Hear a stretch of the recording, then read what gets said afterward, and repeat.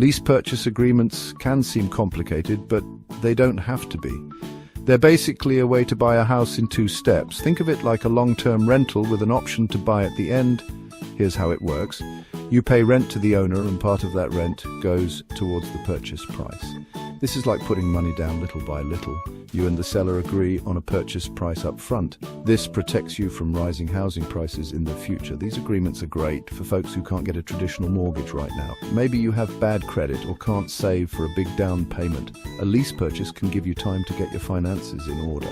But remember, these agreements are legally binding. You need to understand all the terms before you sign anything. Talk to a real estate attorney. It's worth the money to have an expert on your side. So, you're thinking about a lease purchase agreement? The first step is to find a seller willing to do it. Not all sellers are open to this, especially in a hot market.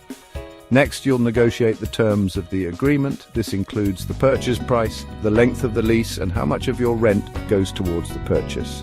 Get everything in writing. You'll likely pay an option fee up front. This gives you the right to buy the house at the end of the lease. Make sure this fee is clearly defined in the agreement. Finally, you'll sign a lease agreement and an option agreement.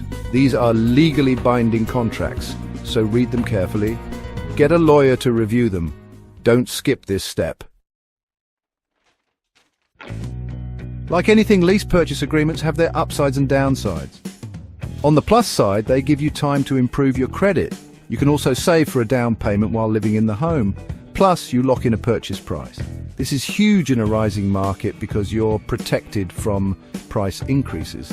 But there are some drawbacks to consider. You'll usually pay a higher rent than a regular rental, and if you back out of the deal, you could lose your option fee and any rent credit you've built up.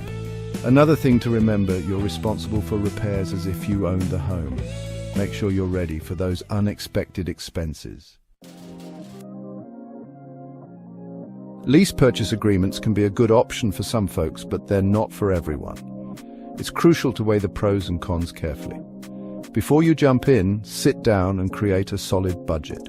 Make sure you can comfortably afford the monthly payments and potential repair costs. Talk to a real estate attorney. They can explain the fine print and protect your interests. Don't be afraid to ask questions. Lots of them. Remember, knowledge is power.